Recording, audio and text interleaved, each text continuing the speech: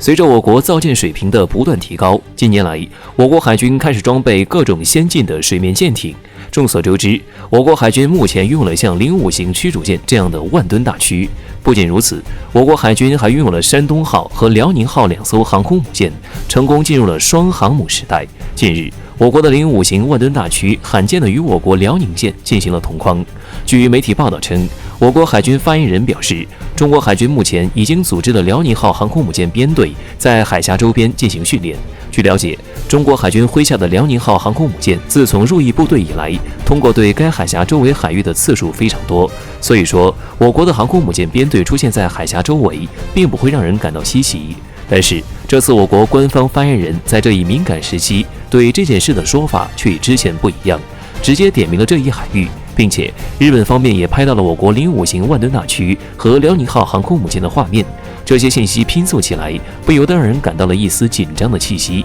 不少人都在猜测，难道是我国准备解决历史遗留问题了吗？对此，有军事观察人士给出了看法。据军事观察人士分析称，辽宁号航空母舰这次出现在海峡周围，依然是进行例行训练，并没有以此来解决历史遗留问题的想法。根据我国海军发言人的说法，我们能够得知，这是根据年度工作计划组织的例行训练，并且今后还会有类似的演训活动。由此可见，我国的辽宁号航空母舰前往海峡地区，也只是为了进行一些训练任务，大家并不要过度解读。不得不说，这次事件可以说是虚惊一场，某些地区并不要为此感到担忧。不过，通过这件事，我们也能看到，某些地区还是非常惧怕中国海军航母编队的。此外，我国海军这次的行动似乎印证了此前我国广大军迷的一些猜测。众所周知，航空母舰单独行动基本上无法形成战斗力，所以说航空母舰出行的时候一定要结合一些其他类型的军舰组成一支编队。此前有人猜测05型万吨大驱入役以后，很有可能会成为我国航空母舰编队的带刀侍卫，时刻保护着航空母舰的安危。通过这次例行训练，我们能够看到05型万吨大驱很有可能确定是航空母舰的带刀侍卫了，并且这一职位似乎也无非05型万吨大驱莫属。毕竟我国海军中没有其他军舰能够比05型万吨大驱更加适合这一职位。不得不说，通过我国海军近一段时间表现，我们不难看出，中国海军的实力确实有了非常大的提高。因为有了底气，我们才敢在家门口大秀军事肌肉，展示军事力量的存在。但是我们并不能以此来骄傲自满，毕竟美国所带来的威胁依然非常大。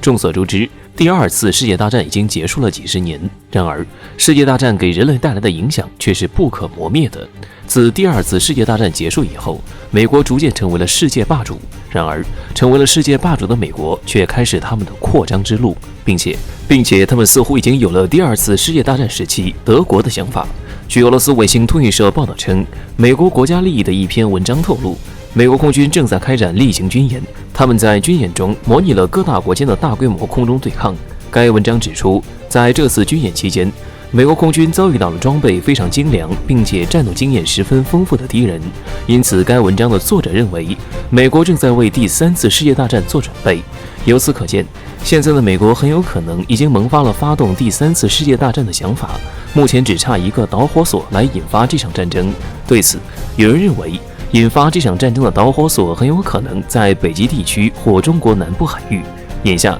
美国已经联合英国进入中国南部海域，并且德国、法国等国家也有了前往中国南部海域的想法。也就是说，中国南部海域在未来的一段时间内很有可能会变得热闹非凡。除此以外，英国方面还表示，他们不仅要进入中国南部海域，还打算常驻在北极地区，与美国一起来制衡俄罗斯的发展。不得不说，美国和英国的这些举动都十分危险，他们不管在北极地区还是在中国南部海域，都很有可能会引发一些误判事件。误判事件发生以后，美国很有可能会以此为借口发动第三次世界大战。那么，如果真的发生了第三次世界大战，会带来什么样的后果呢？对此，有军事观察人士做出了推演。据军事观察人士分析，美国一旦发动第三次世界大战的话，他们肯定会联合北大西洋公约组织的一些成员国。毕竟现在的北大西洋公约组织可以说是已经成为了美国的一个武器。届时，俄罗斯、中国等亚洲国家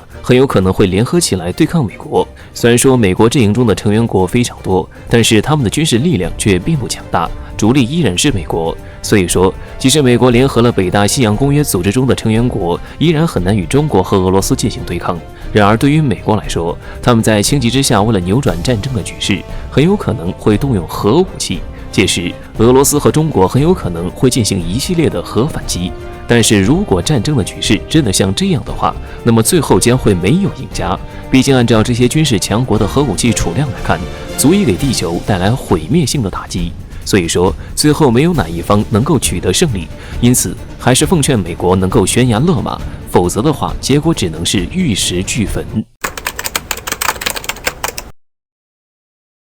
美军的这个生化大本营再次被封锁。据中时新闻网在4月7号凌晨的紧急消息，美军核心的生化基地德特里克堡在当地时间6号传出密集的枪声，在事后，该地区及周边的弗雷德里克部分区域均被紧急封锁。由于事发地点十分微妙，事件发生后很快引起了外界的高度关注和密集猜测。没过多久，有美国媒体今日美国紧急爆料，此次事件是一次枪击案，枪手是美军内部的一名38岁军医。不知道出于什么样的目的，在6号当天，该军医持枪闯入德特里克堡附近的一家公司，并向看到的人员进行疯狂扫射。因为事出突然，导致现场多人中枪，职员更是被吓得四散逃窜。在对该公司扫射完之后，这名美军军医有目的地驾车往德特里克堡逃窜，随后与前来追击的美国警方展开交火，最终被击中并制服。按照美国当地执法机构的说法，为防止枪手还可能存在同伙造成进一步破坏，为此将德特里克堡和周边关键地区进行封锁，排查情况后将会恢复正常。